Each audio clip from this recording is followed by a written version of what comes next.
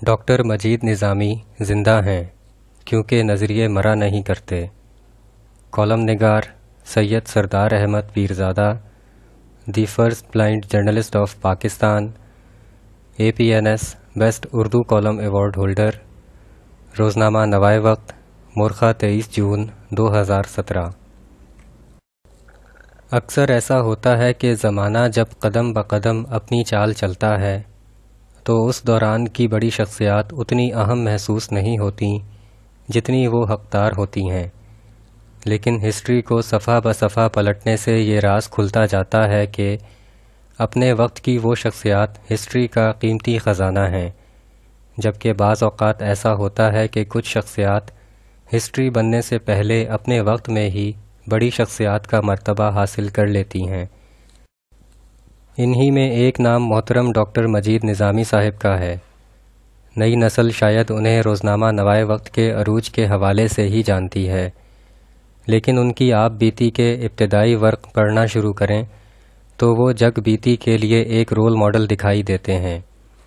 یہ اس وقت کی بات ہے جب لیاقت علی خان نے ایک نوجوان کو تحریک پاکستان میں نمایاں خدمات کے اعتراف کے طور پر مجاہد تحریک پاکستان کا خطاب دیا اور علامتی تلوار کے ایوارڈ سے نوازا۔ اس وقت لوگ نوجوان مجید نظامی صاحب کو شاید صرف ایک عام طالب علم سمجھے، لیکن ماضی، حال اور مستقبل نے ثابت کر دیا کہ وہ اپنی نو عمری سے ہی بڑی عمر والوں سے بڑی شخصیت تھے۔ اسلامیہ کالج لاہور سے پولیٹیکل سائنس میں پوسٹ گریجویشن کی ڈگری حاصل کرنے کے بعد جب انہوں نے برطانیہ کی یونیورسٹی آف لندن میں بین الاقوامی تعلقات اور قانون کی تعلیم حاصل کرنا شروع کی تو وہاں بھی وہ صرف ایک ہونہار طالب علم کی حیثیت سے ہی نہیں پہچانے جاتے تھے، بلکہ اس وقت کی دنیائے سیاست کے مرکز لندن میں ان کا مقام ایک نوجوان دانشور اور محب وطن پاکستانی کی حیثیت سے مانا گیا۔ ان کے اندر بائی برتھ صحافت کی انرجی موجود تھی۔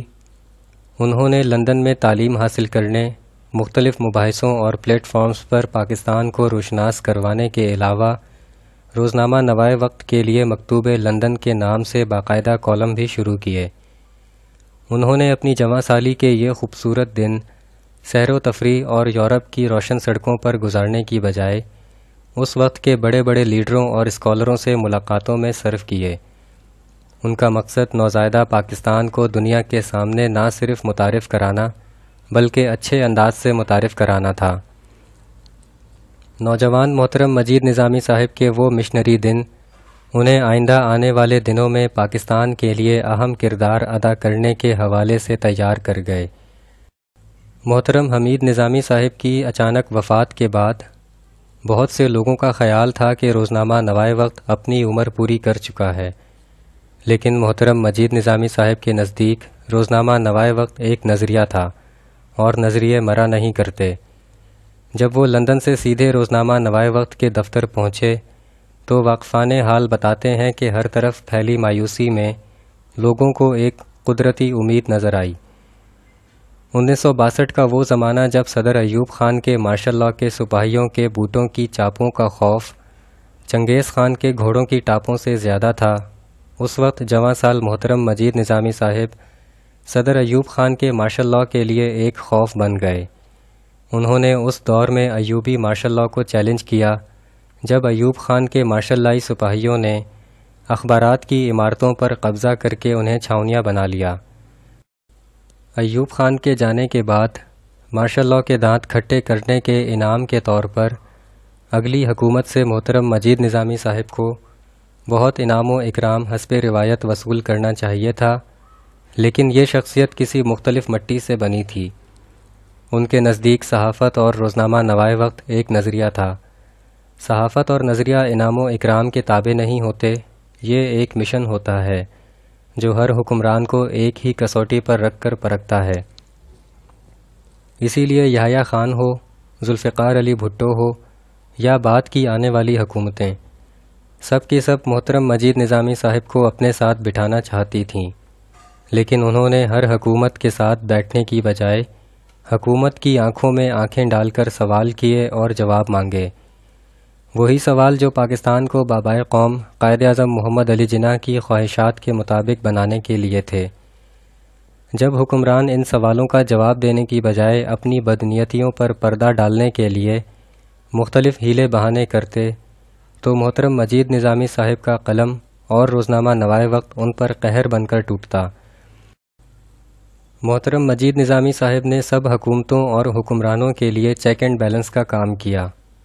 ایسا کوئی اور جو بھی کرتا، حکومتیں اور حکمران انہیں لک ڈاؤن کر کے اہم معاملات سے دور رکھتے، لیکن عزت خدا کی طرف سے ہوتی ہے۔ اسی لیے یہ عجیب بات ہے کہ ہر حکومت اور ہر حکمران اپنے مشکل معاملات پر رائے لینے کے لیے اپنے نقاد محترم مجید نظامی صاحب سے ہی رابطہ کرتے۔ ایسا ایک کلیئر مائنڈڈ اور اپنے نظریے سے مخلص انسان کے لیے ہی ہو سکتا ہے۔ یہاں تک کہ جنرل پرویز مشرف جیسے لبرل ترین حکمران نے بھی اپنے بعض اہم اور پیچیدہ سیاسی مسائل کی مدد کے لیے انہی کو آواز دی، لیکن خود اعتماد اور یقین پر ڈٹے ہوئے محترم مجید نظامی صاحب نے اس گولی مار پرویز مشرف کو بھی اوقات یاد کرا دی۔ ان کے نزدیک کشمیر پاکستان کی جان اور ایٹم بم دفاعی عزت تھا۔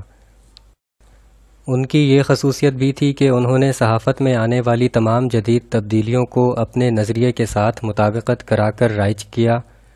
جب پاکستان میں الیکٹرانک میڈیا کا دور شروع ہوا تو ان کی سرپرستی میں وقت نیوز کے چینل نے آنکھ کھولی۔ محترم مجید نظامی صاحب نے اپنی صحافتی زندگی میں لاتعداد ذروں کو روشن آفتاب بنایا۔ وہ انسان کے اندر چھپی خصوصیات کو پہچاننے اور نکھارنے کے ماہر جوہری تھے۔ جوہر شناس باپ نے اپنی بیٹی رمیزہ مجید نظامی میں وہ خصوصیات دیکھ لیں جنہوں نے آئندہ ان کی صحافت اور نظریے کو لے کر آگے چلنا تھا۔ بہت کم عمری میں ہی ان کو وقت نیوز چینل کا سربراہ مقرر کر دیا۔ محترمہ رمیزہ مجید نظامی صاحبہ میں بنیادی ٹیلنٹ موجود تھا۔ دوسرا محترم مجید نظامی صاحب کی تربیت کا رنگ تھا کہ آج جواں سال اور باصلاحیت محترمہ رمیزہ مجید نظامی صاحبہ نوائے وقت اور وقت نیوز جیسے پاکستان کے بڑے پرنٹ اور الیکٹرانک میڈیا گروپ کی کامیاب اور باوقار سربراہ ہیں۔ ایک اندازے کے مطابق محترم مجید نظامی صاحب دنیا بھر میں سب سے زیادہ لمبے عرصے تک ایڈیٹر رہنے والے نامور عملی صحافی ہیں۔ انہوں نے اپنی 70 سالہ صحافتی زندگی میں 50 سال سے زائد ایڈیٹرشپ کی۔ محترم ڈاکٹر مجید نظامی صاحب ایک شخصیت سے زیادہ نظریہ تھے۔ وہ اب بھی زندہ ہیں کیونکہ نظریے مرا نہیں کرتے۔ شکریہ۔ The end.